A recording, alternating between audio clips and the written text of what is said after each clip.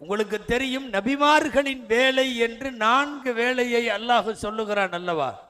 எத்லு அலைஹிம் ஆயாத்திஹி, ஓதுற வேலை, ஓதி காட்டுதல்.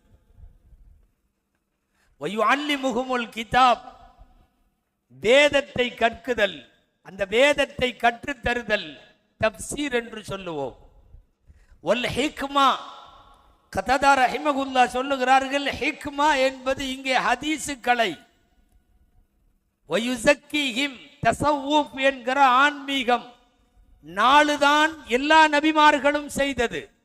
1, ஓதுகிற காரிகள் உருவாக வேண்டும், தப்சீர் செய்கிற உலமாக்கள் உருவாக வேண்டும், ஹதீசுகளை விரித்து விளக்குகிற முஹத்திஸீன்கள் உருவாக வேண்டும், 4வது தஸ்கியத் என்கிற ஆன்மீக பெருமக்கள் உருவாக வேண்டும். 4 வேலையும் செய்தார்கள் எம்பெருமான் ஸல்லல்லாஹு அலைஹி வஸல்லம்.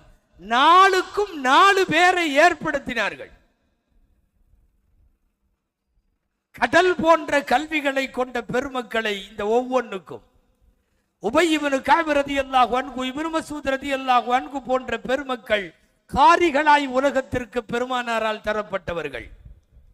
வயுஅல்லிமுஹுமுல் கிதாப், இப்னு அப்பாஸ் ரலியல்லாஹு அன்ஹு போன்றவர்கள் அன்னலாரால் திருக்குர்ஆன் விரிவுரைக்காக தரப்பட்டவர்கள்.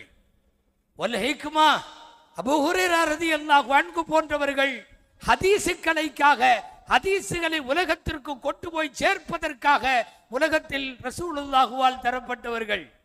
வயுஸக்கிஹிம், ஆன்மாவை சுத்தப்படுத்துகிற தஸவ்வுஃப் என்ற அகமியத்தை, ஆன்மீகத்தை அலி ரலியல்லாஹு அன்ஹு வழியாக இந்த உலகத்திற்கு விரித்தார்கள் பெருமானார் ஸல்லல்லாஹு அலைஹி வஸல்லம்.